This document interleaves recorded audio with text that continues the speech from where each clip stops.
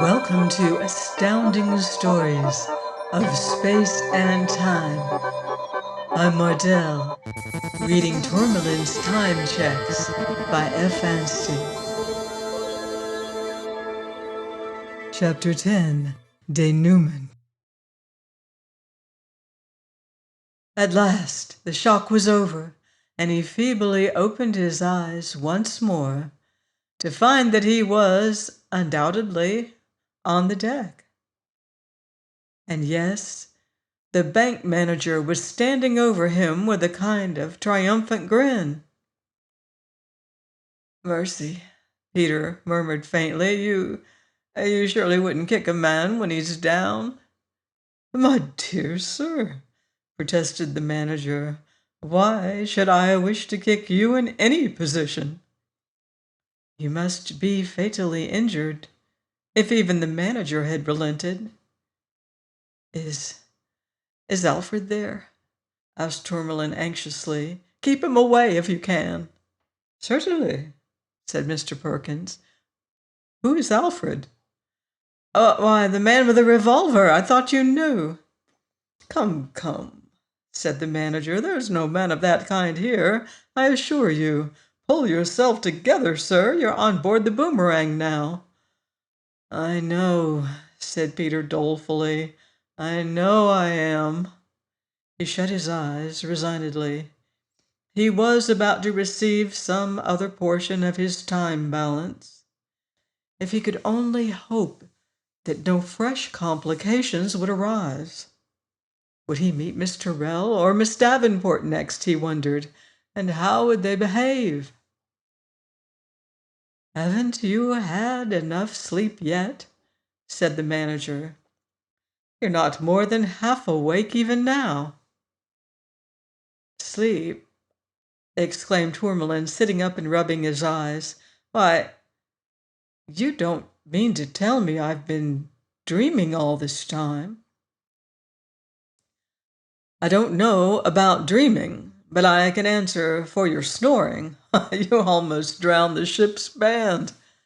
I knew what would happen when you would have 2 helpings of curry at breakfast. Worst thing to take in the world, especially if you don't walk it off. Why, you've been the joke of the whole ship for the last half hour. I wish you could have seen yourself, with your head hanging over the arm of your chair and your mouth wide open. I thought at last it was only kind to wake you up.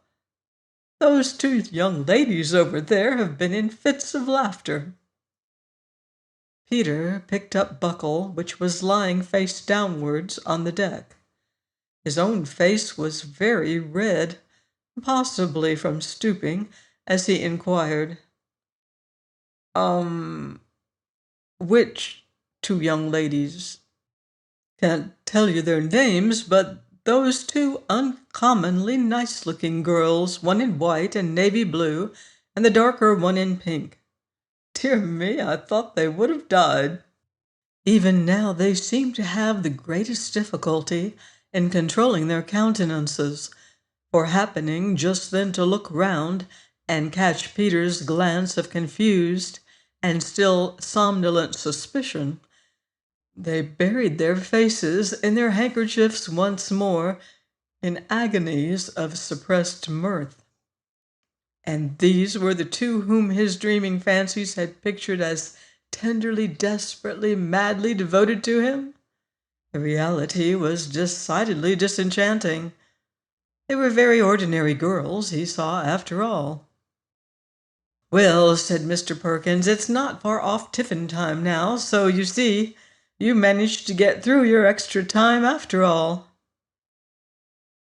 "Yes," said Peter with a little natural embarrassment, "but I think, do you know, that on reflection I won't deposit the extra hours after all. If you will kindly take back the checkbook," he added, feeling in his pockets, "and give me the form I signed, we will consider the arrangement cancelled, eh?"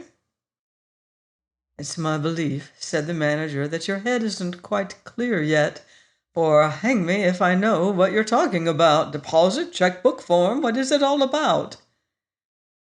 Peter colored more furiously than before. "It was the curry," he said. "I wasn't quite sure whether it's really too absurd to explain. I am wide awake now, at all events."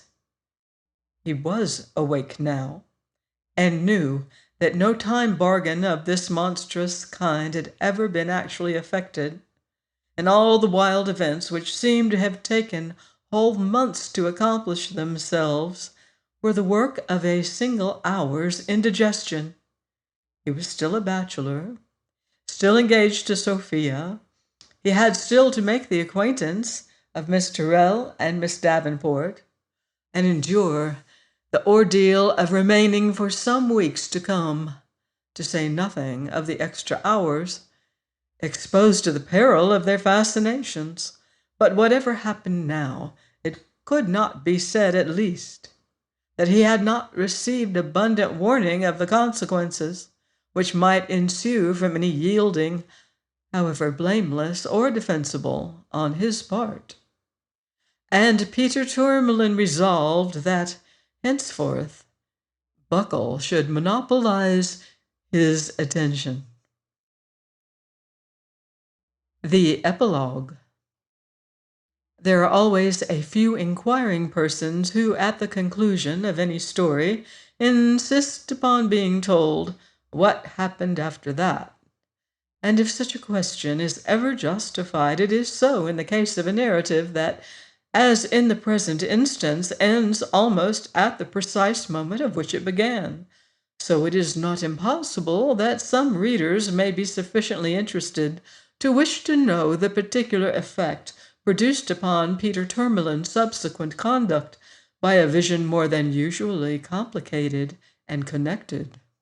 Did he receive it, for example, as a solemnly prophetic warning, and forswear all female society while on board the Boomerang? Or was he rather prompted to prove its fallibility by actual experience? As to the motives which guided him, we are unable to speak with confidence, and they must be left to be accounted for by the reader's knowledge of human nature in general, and Peter's so far as it has been self-revealed by his unconscious imagination in these pages in particular. But the author is in a position to state with certainty that when Sophia and her mother met the ship, as they duly did at Gibraltar, nothing on Peter's part gave them the slightest ground for suspecting that he was on terms of even the most distant acquaintanceship with either Miss Tyrrell or Miss Davenport, and that the fact of his being far advanced in the third volume of Buckle's History of Civilization seemed to guarantee that he had employed his spare time on board the vessel both wisely and well. Nor did he get into any difficulties by circulating gossip concerning any matron from Melbourne, owing to the circumstance that there was no lady passenger who at all answered the description. She, like much else in his experiences, was purely a creation of the curry. Lastly, it may be added that Peter is now married to his Sophia, and is far happier than even he could have expected. She tempers her intellectuality out of consideration for his mental bareness, and as yet he has never found her society in the least oppressive, nor has his errant fancy wandered back in any perfidious sense to the time he spent, when freed from her supervision, on board the Boomerang. Published in 1885, this is considered to be the first novel written with time travel as its subject.